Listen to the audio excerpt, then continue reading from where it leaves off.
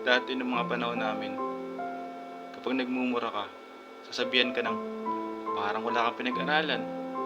Ang bastos mo naman, wala kang modo. Pero ngayon, senador, vice president, dating presidente, on air nagmumura.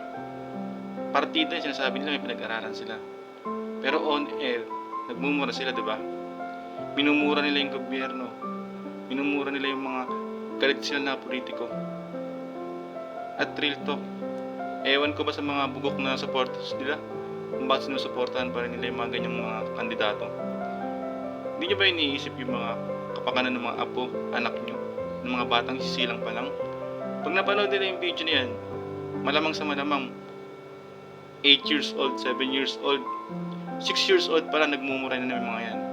Siguro 10 years old, minumura niya yung mga mayor nila, yung presidente nila. Bakit? Kasi pag napapanood nila yung mga ganyan, mga eksena, diba?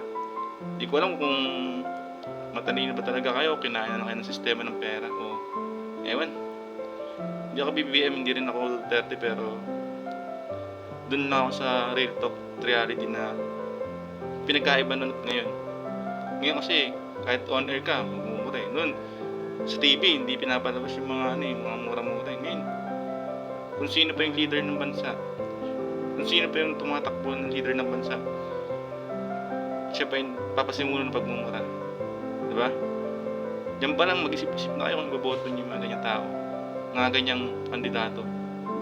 Yun lang, time.